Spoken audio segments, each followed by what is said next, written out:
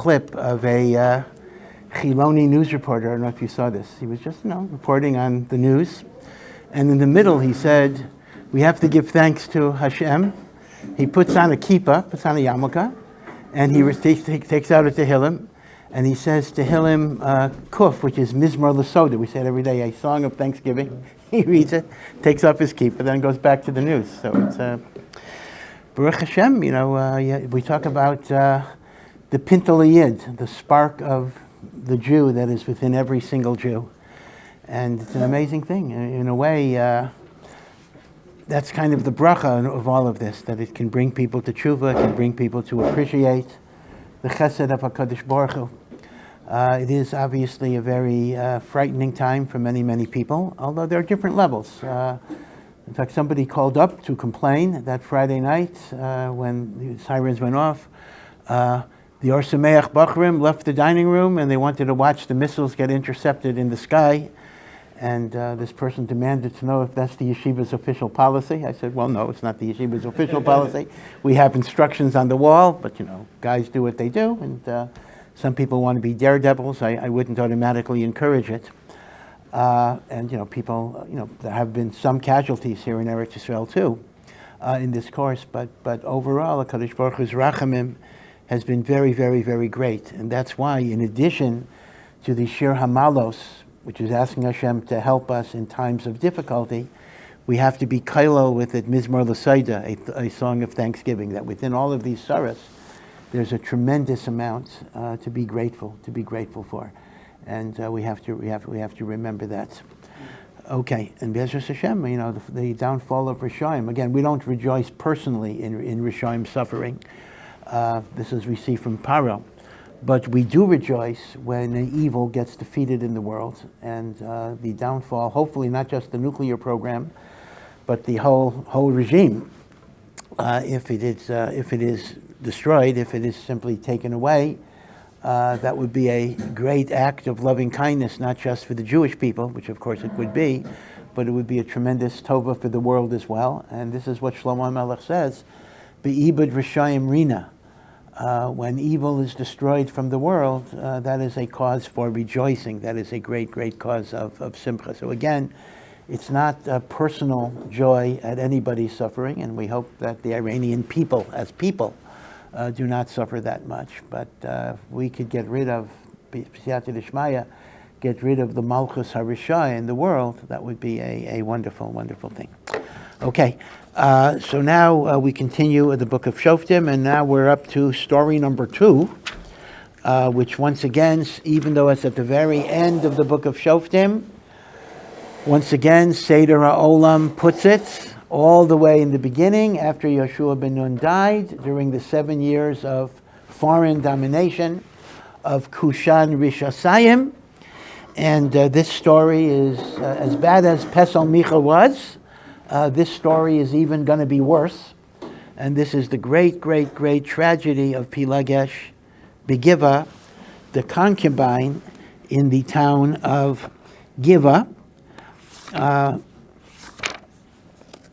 And there are actually 3 prakim in the book of Shoftim that are devoted to this, starting with Perek Yotes. So it's Yotes, Chaf, and Chaf Aleph. Perek Yotes again begins with the same refrain that we read about by Pesel Micha, Vayehi beyamim hahem umelech ein b'Yisrael. These are the days in which there was no king.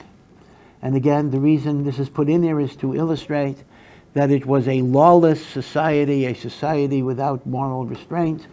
Now, of course, there's no such thing as no moral restraint. The ultimate moral restraint is HaKadosh Baruch Hu's will and the Torah.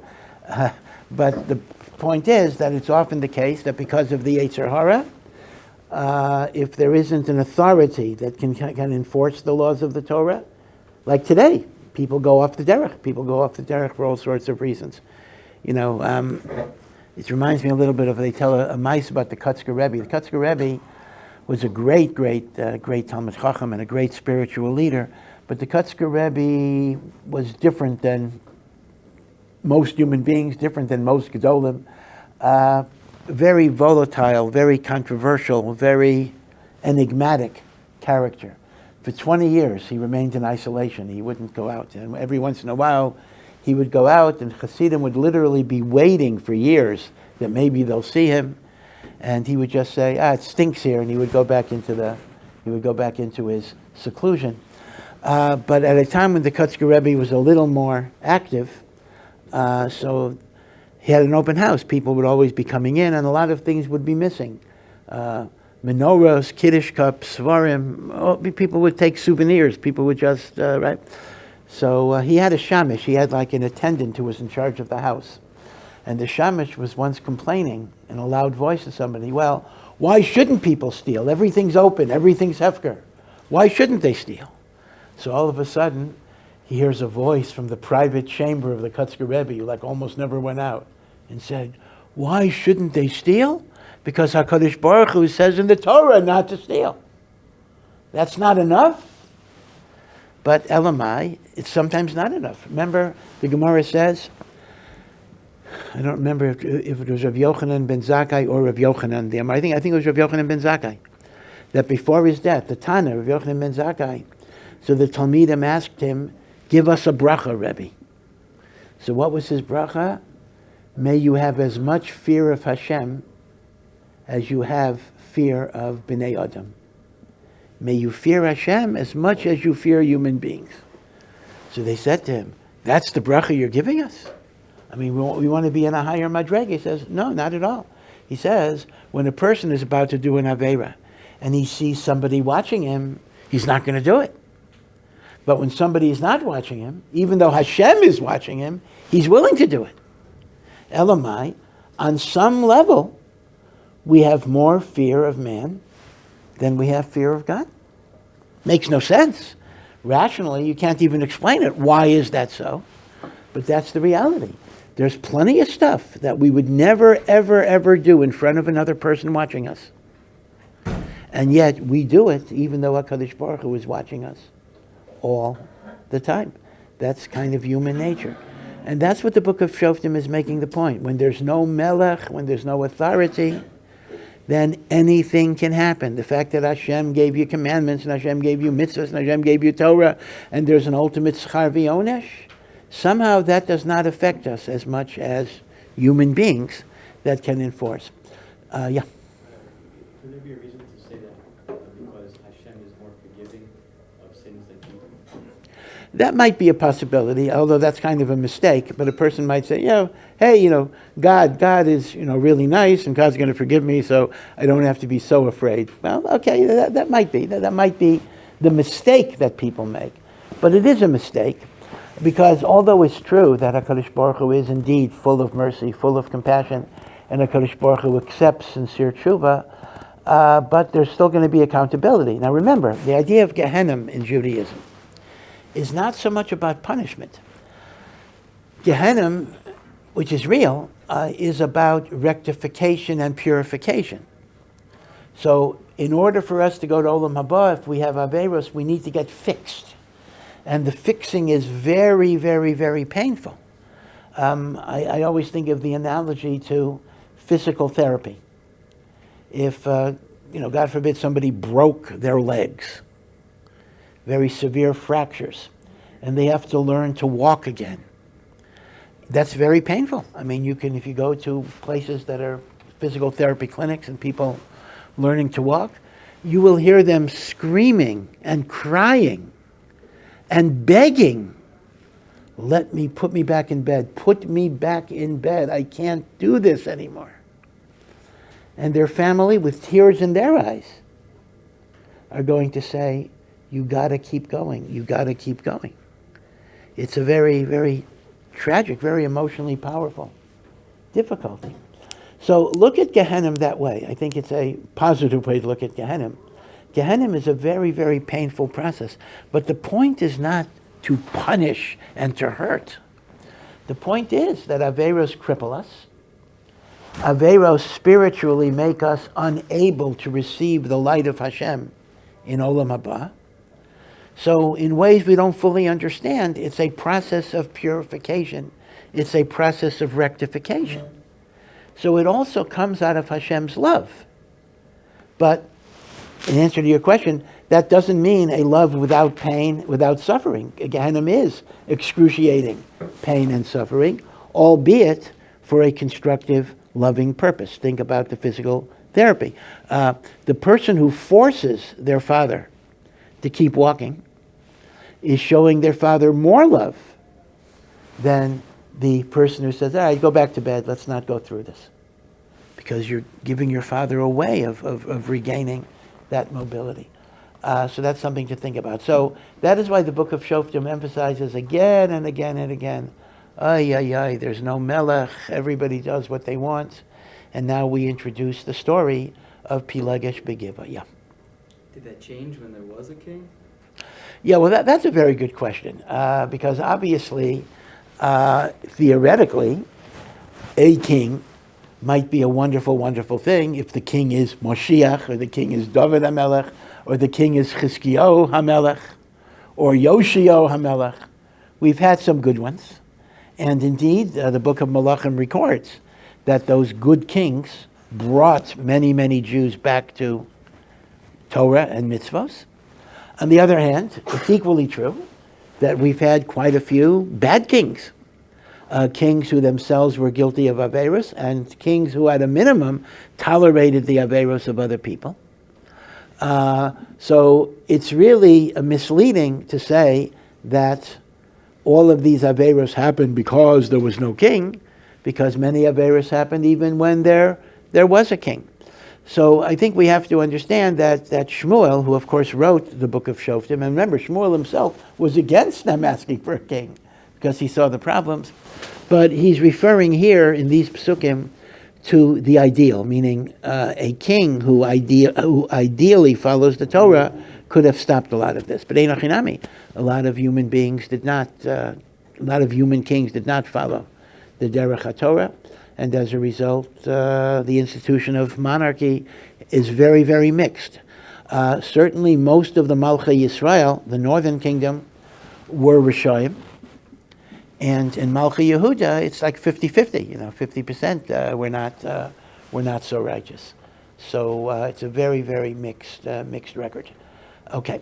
Now, the character that we're introduced to here is a Levi who lives in Har Ephraim. Har Ephraim, by the way, the word Har in geography does not mean a single mountain, although it's a Lashon Yachid. But when you have mountainous, hilly country, that's called Har something. Okay, so Har Ephraim really means the hilly country of Shevet Ephraim.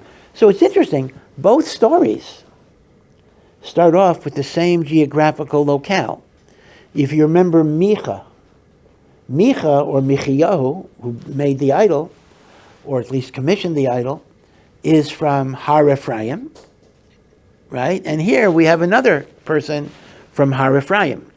Remember Ephraim, the southern boundary until Yerushalayim is Yehuda. North of Yehuda is Binyamin. North of Binyamin, in kind of the center of the country, is Ephraim. Ephraim is where Mishkan Shiloh is located, and the like. And that's where Pesel Micha started, but it was eventually taken north to Laish, which belonged to Dan. Okay, so here we also start off our story with somebody who's in Har Ephraim, but here he is a Levi in Har Ephraim, and we're given no name. Now, it's interesting that in the last story of Pesel Micha, you also had an itinerant Levi who wandered into Har Ephraim, and that was none other than Yonasan ben Gershom ben Moshe, who became the Kohen of Pesel Micha. Now, there actually is a chazal. Because of the, I guess, somewhat unlikely coincidence that we just talked about a Levi who's living in Har Ephraim, and now we have another Levi in Har Ephraim. Instead of saying it's just two different people, there is a chazal that actually says this person himself is Yehonasan ben Gershom ben Moshe. In other words, the same guy who was officiating Pesel Micha got involved in what became eventually Pilegesh Begiva. And his name is not given here, Now, why wouldn't his name be given there? So it's interesting. It reminds me a little bit of a Gemara in Masechah Shabbos, where the Gemara discusses the Makoshesh Eitzim.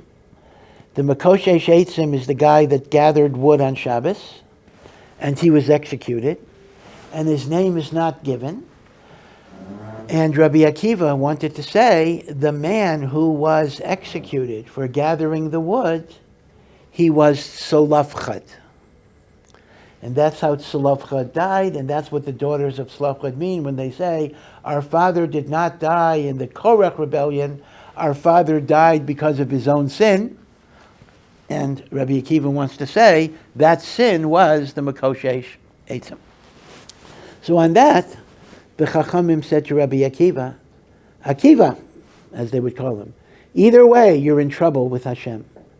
Because if what you're saying is untrue, you're saying Motzi Shemra against Solafchad. You're making up an accusation that he desecrated Shabbos.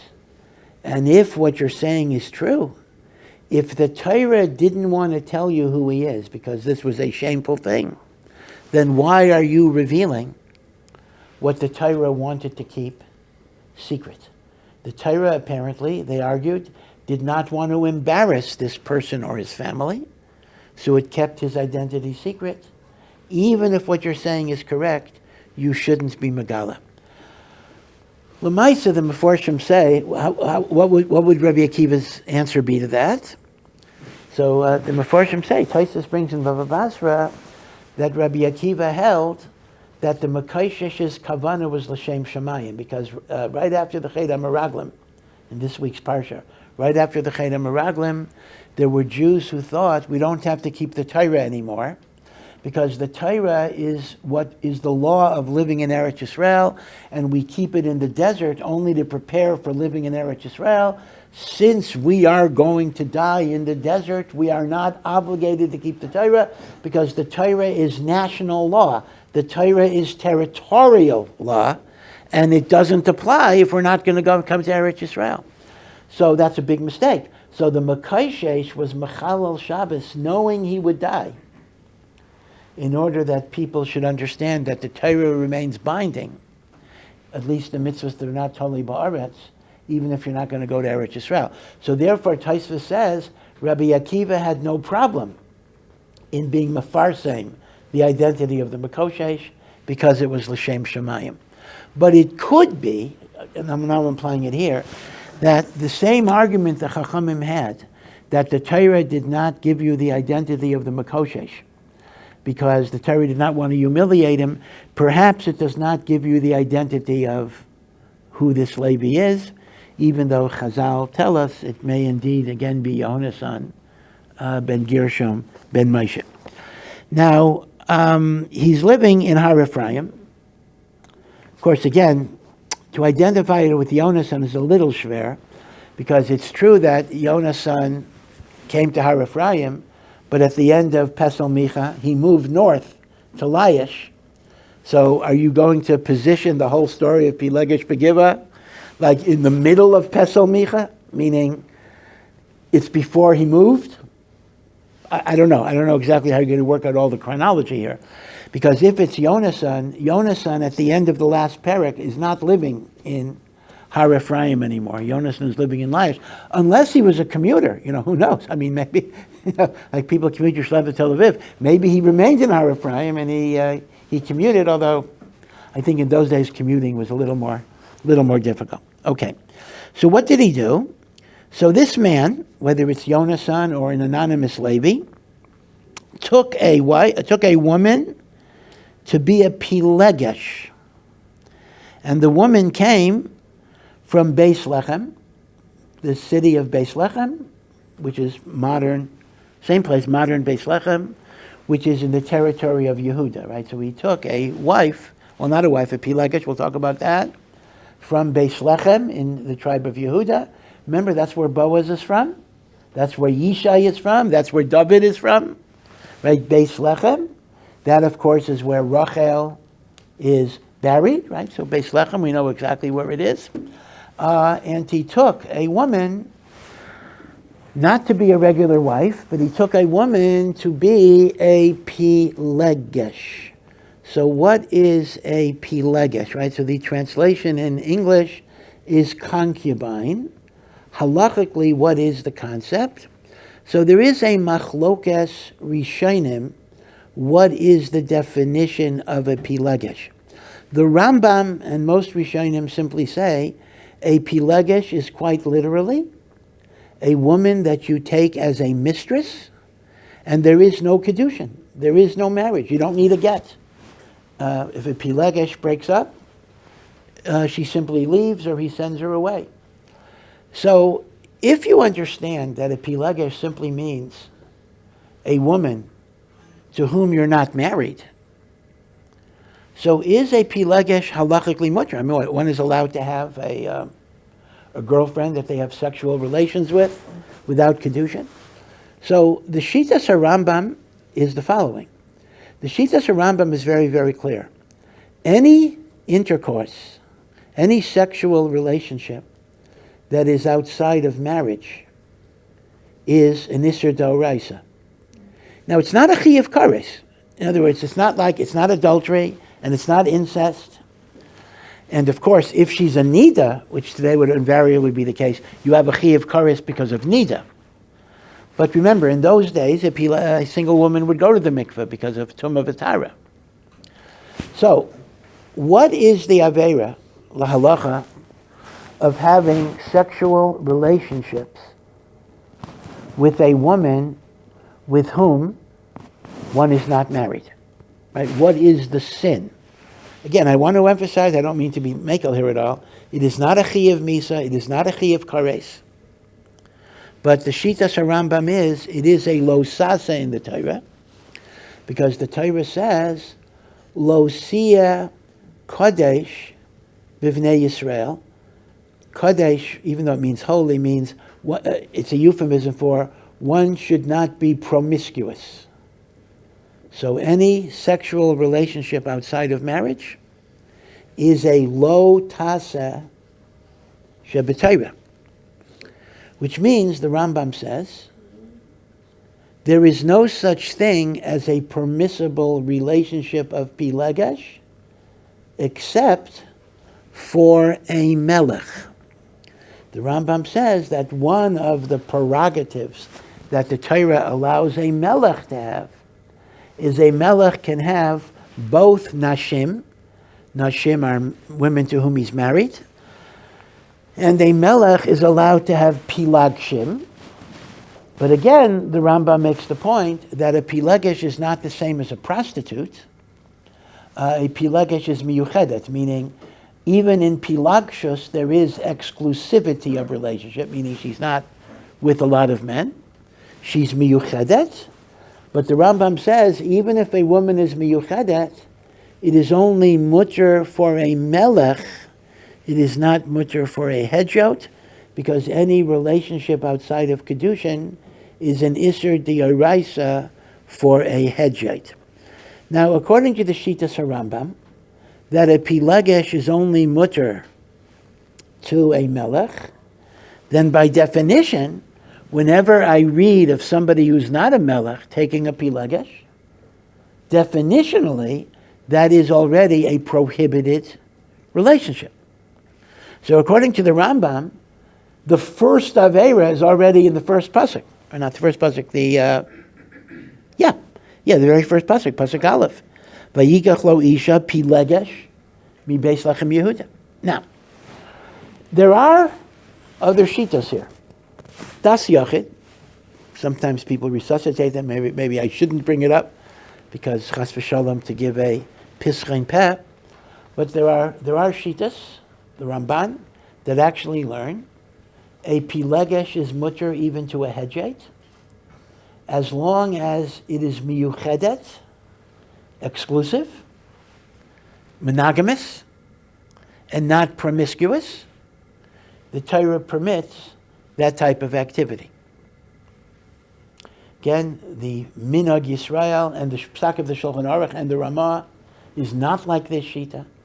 So in the Shulchan Aruch it does say it's an Isser D'Oraisa, but there is such a shita out there in the world. So according to that, Pilegesh would be mutter, even for a hedget. But let me emphasize the obvious point, that since Bisman Hazeh, single women do not go to the mikveh, so by definition, one could not have a sexual relationship outside of marriage, even within marriage, of a woman who didn't go to the mikveh, not because you're not married, but simply because she's a nida, and a relationship with a nida is a chiyuv kares. But you have to understand that in the times of the Beis HaMikdash and when Tumah V'Tara was applied, single women did go to the mikveh because nida was not just a matter of relations with the husband. Nida did involve touching food and touching kalim. So everybody had to go to the mikveh. All women had to go to the mikveh all the time in order to avoid nida. Okay, so again, I know this is the purpose of these shiurim, not to give you detailed halachic shiurim, but just to be aware of the machlokas regarding Pilegesh. Yeah.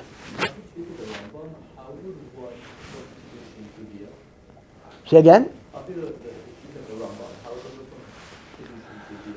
No, the answer would be very simple. That one has to specify that this is being done for the purpose of creating kedushin, and he would say it in front of Adam. Now, obviously, you don't need Adam, and you shouldn't have Adam who see the actual intercourse. But before you go into the room, you tell Adam that this is your intention. But Eino Chinami, the mere fact that they have sexual relationships does not make it kedushin, because according to the Rambam, it's itochen that it's Pilegesh, concubine. Yeah. Then I'll be the Ramban. It would still be assert to Rabbanan to have a concubine, because like in the same manner that they also having kedushin through Bia. That's a good question. It's not so clear. I mean, you are correct. If it's usher to have kedushin through bia, then mehai time agufa, it would be usher to have bia with a pilegesh. That's a very, very good point. The Ramban is not so much for them. I'll try to go back and check it. Again, maybe I shouldn't tell you garbage gossip, so forgive me. But I'll tell you, around 15 years ago, and I'm sure this is still going on, maybe, but there was a series of articles, expose articles. No, it's more than 16 years ago. It's probably maybe almost 25 years ago, in the Washington Post, about the following problem: that there were women in the frum community who were already approaching their 30s or beyond, and they were having difficulty finding shidduchim, for whatever the reason.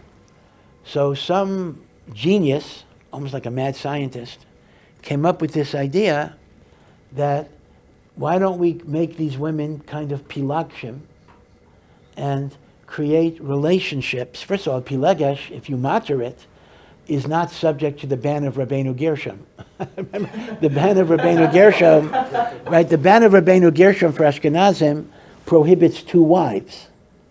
But a wife and a Pilegesh, if you matter Pilegesh, would technically not be a problem under Rabbeinu Gershom. So here was the taina in which, well, okay, listen, we can't find a shidduch for these women, but we can give them next best thing, a relationship with a man that will be mitzad her, not mitzad him, monogamous, and he'll take care of her, etc. And of course, she'll go to the mikveh every month to be sure that she's not a nida. And the man who organized this program, he named his organization Shalom Bayis, because, again, forgive me because he claimed that this would improve marriages, because what happens is wives get older and they've had children, so whatever it is, this way he has like a young, pretty person, but that way he still is connected to his wife, he's not going to wander away, so to speak. So what actually the argument was, I'm not sure if the wives were consulted on this at all, or if the wives even knew, but this was an organization. So the Washington Post latched onto this and they did some exposés. And what can I tell you? At a minimum, this was an awful chilul Hashem in terms of exposing a practice in the Orthodox community that at best was a tiny little minority, but of course it becomes newsworthy and it gets all of the headlines. Suffice it to say that Shalom Bayis was relying on the minority opinion of Ramban and Rav Yaakov Emden later, and I have to say, just to be very absolutely clear, that it is absolutely keneged the Shulchan Aruch and the Ramah, who answer it, because they paskin like the Rambam, that Pilegesh is only a heter for Hedjot, for Melech, and not for Hedjot. Okay, but going back to our story here, so we took a Pilegesh from Beis Lechem Yehuda, and you think that Pilegesh, there are not going to be any fights because we're not really married. Well, no, we managed to fight no matter what, and it says, Vatizna olav Pilegesh. His Pilegesh, also not given a name, was mizaneh. I'll leave that word untranslated for a second. And she left him, and she went back to her father. Now, leaving is actually not a big problem because you don't need a get. Either one could walk out. So she left him. She went back to her father, Beis Lechem Yehuda, and she remained there for 4 months till he decided. He kept on thinking she would come back. After 4 months, he got the idea, and he goes to track her down. Now, what is the meaning of the phrase, Vatizna olav Pilegesh? The normal meaning of Vatizna is to be unfaithful, Zanus. So one simple reading is, she was unfaithful to him. Now, is that an Aveira per se? Well, again, it may not be worse than the Pilegesh itself, meaning she's not married.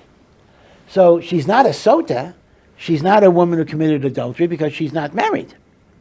In fact, if she would have been married and committed adultery, she wouldn't have been allowed to come back to him. Elamai, she's not married. But nevertheless, she at least violated the norms of Pilegesh that are supposed to be monogamous. But the Gemara in Gittin has a whole other interpretation, that Vatizna has nothing to do with Zanus, nothing to do with promiscuity. She was not guilty of any unfaithfulness. It just means, Vatizna literally means she turned away from him, and because that's literally what it means. Vatizna is to turn away. So it's a euphemism, which often means adultery or the like, but it means to turn away. And the Gemara says she turned away because he got angry at her, because she did something that got him upset. In fact, in the Gemara in Gittin, there are a number of Mamari Chazal about the importance of a husband not being matil ema yesera b'toch beisei. Ema yesera means not to create an atmosphere of excessive fear. Very important that a wife should not feel she's walking on eggshells because the husband's unpredictable temper. Of course, it could be a problem the other way too, but the Gemara is focusing on the man, right? Do not create an atmosphere, right? So I'm speaking to men here. Do not create an atmosphere of fear in your home. And it mentions that the whole story of Pilegesh Begiva, which will unfold as we go on, started with an atmosphere of fear because she did something wrong. And there's a machlokas. What did she do that was so catastrophic? So according to one opinion, there was a fly in the soup. And according to the other opinion, there was a hair in the soup. Now obviously there must be something deeper to this machlokas, but the point overall is, it was not a big deal. But he blew up. He exploded. And she was so hurt or so frightened by his reaction that she simply, as is often the case, she went back to her parents. Although it doesn't mention her mother, but again, in Nach, it's common, she went back to her father's house, but we assume that she really went back to her mother. I mean, I'm just guessing that that's what's going on. So Chazal see already a tremendous musar here. Not to be matil ema yesera b'toch beisei. Okay, because she left because he overreacted regarding things that were relatively small. And that hurt her, and she got frightened. Doesn't say he hit her, doesn't say there was physical abuse, but she got frightened. And she left, and he assumed she would just come back. Hey, she just had to get it out of her system. She'll come back. But he waited 4 months. Now that's a pretty long time, I think. I mean, I could hear, husband waits a day, waits 2 days. Surely she'll come back. After a week or so, I think you get, you get the message. But he waited 4 months. Well, what's the musar there? The musar there is that, in these machloksim, she wasn't the full wife, but apparently there was enough of a connection there. In these machloksim, it's very hard for a person to acknowledge they're wrong and apologize. So you're always waiting for the other person to make the first move. But when you wait for the other person to make the first move, the other person may be waiting for the same thing. Then nothing ever happens. So l'chol hapachos, after 4 months, he got the idea that maybe he should do something. But even then, what does he do? It's not like he goes to apologize and beg his forgiveness. Rather, he goes to claim her like she's his property. Come back. I mean, it's not like, please forgive, the way I talk to you. It's, okay, you had your little vacation, you had your little fling, let's get back. So there is this idea of entitlement here. In other words, and it's all connected. The aim of Yisera is because a person feels they're entitled. The demand of coming back, the waiting 4 months because you're entitled to have her apologize to you, etc. Okay, so we already see shalom bayis issues. Again, these are not the averos that are highlighted in Pilegesh Begiva, but they are, as it were, subtexts that also emerge from the narrative. And Chazal and Maseches Gittin very much read into even in these first psukim, the issue of Ema Yisera B'Teich Beising. Okay, so the next part of the scene will now be his negotiations with wouldn't be his father-in-law, but with her father, to try to bring her back. Her father is kind of the go-between to try to create some type of reconciliation. And similar somewhat to Lavan, he overloads this Levi with hospitality and food and drink. And every time the guy wants to go home with his Pilegesh, he always convinces them to stay another day. And it kind of goes on for a while. Yeah. If a non-Jewish woman, the Jewish woman never goes to the permanent state of Nida after their life. Absolutely so. Even if a woman becomes postmenopause, meaning if a woman became a Nida, she never leaves the Tumah of Nida till she goes to the mikveh. In fact, this is actually a common, Chabad has a campaign, I think it's called One Last Time, to encourage postmenopausal women who never kept Taras HaMishpacha to go to the mikveh once. Like, in other words, it might be hard to convince a younger woman to go to the mikveh because every single month there has to be this thing. But with a postmenopausal woman, it's an interesting point because she is a Nida because she never went to the mikveh, but if she just goes once, she'll never be a Nida again. So as a result, even a person who's not willing to accept Taras HaMishpacha as a monthly obligation is often going to be willing to do it once, right? So I think they do say I think it's called just one time or one last time or something like that. So it's kind of an outreach effort to postmenopausal women who do not keep Taras HaMishpacha. Without the mikveh, she could be 95 years old, and she is still a Nida Min HaTorah, for sure. Okay, we'll stop here. Thank you for listening to this Ohr Somayach production. To find out more and to partner in our mission, please visit ohr.edu.